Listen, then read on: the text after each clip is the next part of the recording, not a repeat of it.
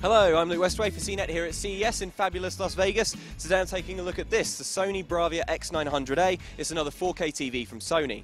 So Sony's already shown off some 4K TVs before, but now it's making them in some sizes that are a bit more likely to fit inside your living room. Right here is a 65-inch version, but Sony's also making a 55-inch edition. So, being of a 4K resolution, this screen has an absolutely astonishing number of pixels, specifically 3840 by 2160. It looks really good, it's extremely colourful, and as you'd expect, it's really, really sharp. Now, this TV also does passive 3D. That's not something that Sony's traditionally been too into, but it thinks that passive is going to be okay for this television because of that really, really high resolution. So it thinks that when you half the resolution watching 3D, you're not going to lose too much detail.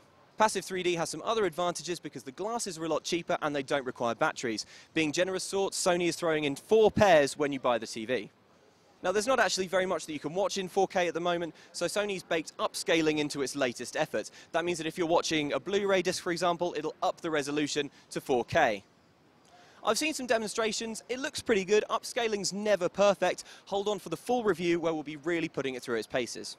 The exciting new technology even extends to the remote control. Sony's got NFC technology inside the remote, so if you have a smartphone that has that near-field communication technology, you can tap your phone against the remote and put what's on your phone on the TV. That's pretty useful if you've got movies stored on your mobile, for example.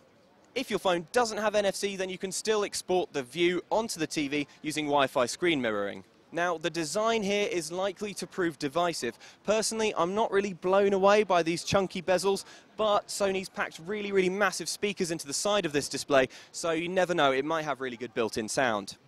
Now, there's no price yet, but expect this to be extremely expensive, even though it's a bit smaller than Sony's existing 4K TVs. It's coming out in the spring, so we don't have very long to wait to find out exactly how good it is and how much it'll cost. 4K is really interesting. I think it looks really good. Personally, I think it's a bit more exciting than 3D has been in the past, so this is definitely one to keep an eye on. I'm Westaway for CNET at CES, and this is the Sony Bravia X900A.